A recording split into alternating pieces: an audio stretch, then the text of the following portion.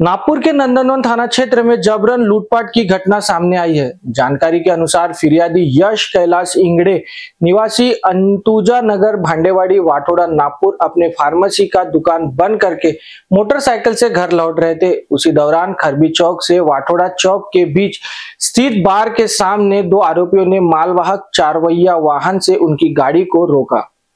आरोपी ने पहले हाथापाई कर उन्हें मोटरसाइकिल से नीचे गिराया और चाकू की नोक पर धमकाकर उनकी जेब से वीवो कंपनी का मोबाइल फोन और 1200 रुपए नगद छीन लिए।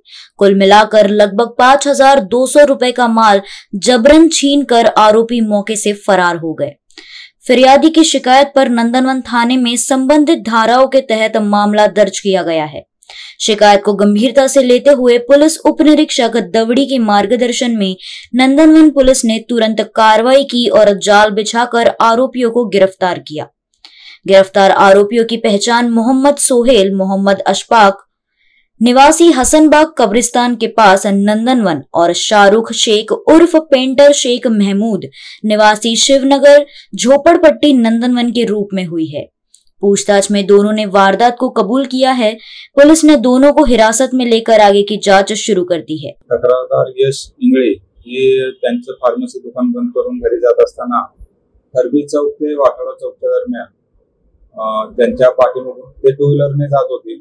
त्यांच्या मागून आलेल्या एका मालवाहू ऑटो रिक्षाने त्यांना त्यांच्या पुढे जाऊन त्यांचा रस्ता अडवला। गाडी थांबवली। त्या मालवाहू रिक्षातून तिघे जण खाली उतरले आणि त्यांना मारहाण करून त्यांच्याकडील 1200 रुपये आणि त्यांचा मोबाईल हिसकावून घेतला आणि त्यांना चाकूचा दाग दाखवला व ते तिथून पळून गेले।